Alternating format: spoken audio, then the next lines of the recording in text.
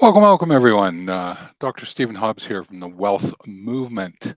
It's the second Tuesday of the month of November, and this is when we gather in the Legacy Agora, this market and meeting place, and we have conversations about the mix of solo aging confidently, leaving a legacy, living a legacy, and the connection with nature and mentoring and experiences. It's this mix that the Wellth movement invites you to get involved with. Wealth being about well living and well being to the nth degree. Movement is this consideration of the physical to the social cultural movement that is very much within our lives, and how might we, from a legacy point of view, be able to leverage, more so maybe leverage these key ideas: wealth, movement, legacy, nature, education like mentoring, experiences, and do it all within a holistic, safe sort of boundary, safe systems, safer practices. So these conversations are for Q&A and for updates, and I don't have anyone online at the moment. So I'm just going to update everyone about the Solo Aging Confidently Challenge, often called Solo Aging Challenge. Keep it simple. But the sense of confidence is woven into it. Now, this is a 13-day, that's how it was set up, experience. I do an activity a day, of which there is a website, wealthmovement.com/, solo aging dash challenge. And that website address will be around this video wherever you are watching this video. And this Solo Aging Challenge is really about the providing the, I'll call it the platform, what you're going to stand on if you are in a life of aging and you are doing it through a solo aging lens, and what would be some things that you would need to think about as you move forward as a solo ager, as you gain this notion of solo age confidence. And this is based on my research and conversations with other persons, um, attempting to sort of figure out what's going on out there. And I sort of see a little bit of something that's missing. There's certainly a lot around if you're setting up, moving to age in place, as in to not be moving out of your home or actually going into a place. And then there is this notion of thinking about it. I'm back in my 40s and 50s, and I'm thinking about, well, what's going to happen next? Some people call it midlife. I would use that term, and I would say you're now entering into your next 50 at that point in time. So there's some thoughts going through, but it may not be, like really vibrant, and I got to get in there and sort of figure things out. So if it's between that spot and this notion of transitioning to place to stay, there is this area of the next 50. I don't necessarily have a great name for it. What I do is I recognize that this is where you start to understand I'm an older, moving to elder, or for some in the aging process is that, oh, I just became a grandparent. And there is some of the ideas and activities as a grandparent that I'm going to get involved with. So, oh, sorry, there was one other term. Some people use empty nesters here as well, is that the kids are gone. So that actually brings up, maybe I may not have been clear on solo aging. The solo aging is this notion of the aging that you're going through, living your life, that there is no family close by around you. You may be estranged from your family. You may live quite a far away. Maybe the family has left. That notion of complete empty nester. You may be widower, and so there's a life that you're living now, and you're doing it on your own.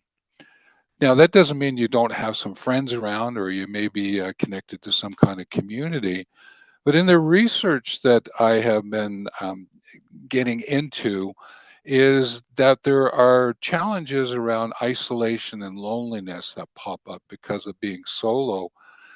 And then there's the notion of lack of support and loss of purpose that sometimes follows in there. But there is a fifth one that I've uncovered that I think is sort of more encapsulates all of those other four, and it's this notion of lessening control or lessen control. And I'm using control here in the sense of the determination of the quality of experience that you wish to engage with. And as we're aging and are living, we sometimes buy into the misinformation. We listen too deeply to the myths, right? The things that might lead us down some paths that that's not where I really want to go. And therefore, that would be the path of lessening your control. But one where you're rescripting your narrative, you're rescripting your control, is one where you're saying, hey, I'd really like to have some good, great, memorable, remarkable, hey, extraordinary experiences in my life, and I can still do it. And some people do it through solo traveling. Some people might do it through writing and getting out what they have learned through their professional, paraprofessional lives. There's other people who say, hey, listen, I'm really interested in some kind of environmental movement aspect, some nature aware program, nature inspired program, and I want to support it. Maybe I want to create something. Maybe I want to become an employee of it. Maybe I want to become a volunteer. Hey, maybe I want to start a mentoring business around something that I know quite well. And I'd love to continue to learn, because there's this wonderful phrase, you educate what you love to learn. And therefore, this time of midlife and this space of next 50, where you can certainly bring to your life your legacy projects, stories, contributions, and this is a time to really pay attention. But the Solo Challenge course is free to you. It's online.